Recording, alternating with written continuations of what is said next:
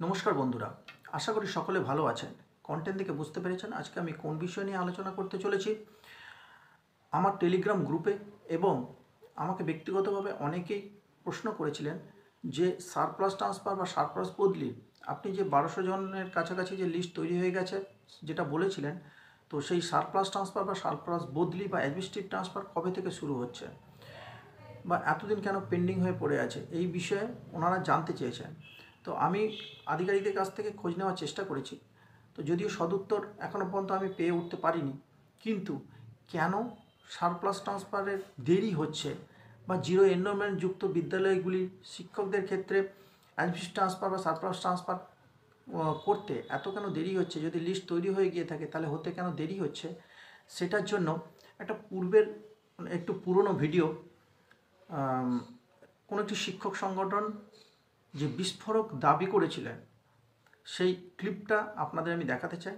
আশা করি সেই ক্লিপটা দেখলে আপনাদের কাছে একদম পরিষ্কার হয়ে যাবে যে কেন সারপ্লাস ট্রান্সফার বা অ্যাডমিনিস্ট্রেটিভ ট্রান্সফার হতে এত দেরি হচ্ছে।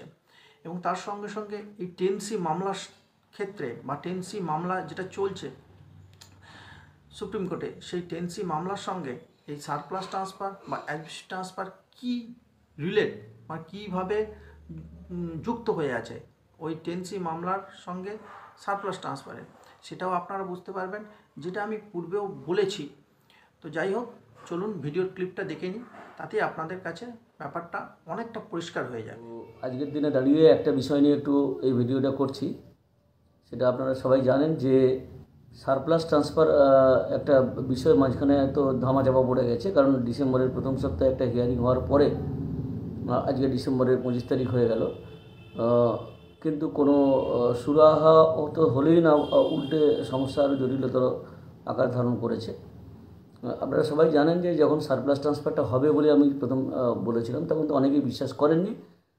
এবং আমরা যখন মিটিং ডেকেছিলাম তখন দেখলাম 2-4 জন উপস্থিত হয়েছিল মাত্র, কিন্তু পরবর্তীকালে যখন অর্ডারটা বেরোলো অনেকের বিশ্বাস হলো। তখনও যখন আমরা আহ্বান জানিয়েছিলাম যে এটা নিয়ে একটা বসে আলোচনা করা যাক, কিন্তু তখন দেখলাম কিছু লোক রেসপন্স করেছিল, অধিকাংশ লোক রেসপন্স করেনি। আমরা যখন মিটিং ডেকে বললাম যে আপনারা কেউ মামলাতে জড়াবেন না, আমরা নেগোসিয়েশনের মাধ্যমে বসে আলোচনা করে ব্যাপারটা মিটিয়ে দেওয়ার চেষ্টা করছি, কিন্তু দেখা গেল যে আমাদের মিটিং থেকে বেরিয়েই সঙ্গে সঙ্গে দেখলাম আরেকটা সংগঠনের অফিসে গিয়ে আইনজীবীদের সঙ্গে কথা বলে অনেকে মামলা করে দিলেন। এবং সে মামলার রেজাল্ট কী হয়েছে আমরা তো জানি।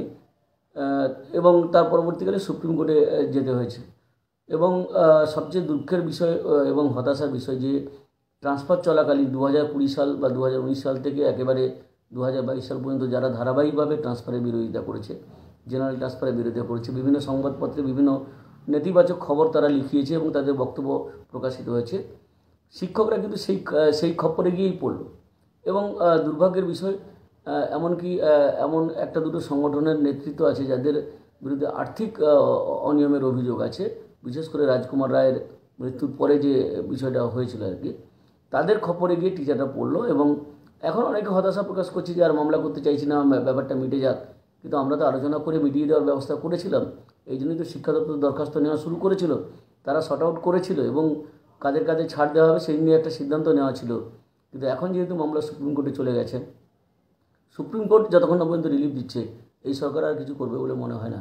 তাই আমরা বারবার করে বলতে চাইছি যে আপনারা চেষ্টা করুন যে সুপ্রিম কোর্টে যাতে পুরোপুরি রিলিফ দেয়। আর সুপ্রিম কোর্ট যদি রিলিফ না দেয়, তারা যদি বলে যে এই ট্রান্সফারটা বৈধ আছে, তাহলে আগামী দিনে শুধু আপনাদের নয়, পরবর্তীকালে যারা আছে তাদের কিন্তু বিপদের সম্ভাবনা আছে, আমি এই কারণে বলছি।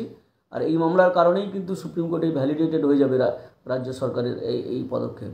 সেই জন্য সর্বতোভাবে চেষ্টা করতে হবে যে সুপ্রিম কোর্টে যাতে মামলাটা জিতে আসা যায়, না হলে কিন্তু আপনাদের বিপদের সম্ভাবনা আছে। অনেকে ফোন করেন, আমি কিন্তু এই কথাটাই বলছি যে সরকার এই মুডেই আছে যে সুপ্রিম কোর্ট যা অর্ডার দেবে সেটা তারা মেনে চলবে। সেখানে যদি বলে যে না ট্রান্সফার করা যাবে না, করবে না। এইটুকুই আমার বক্তব্য। আমার নাম স্বপন মণ্ডল, সাধারণ সম্পাদক, বঙ্গীয় শিক্ষক পরিষদ সমিতি।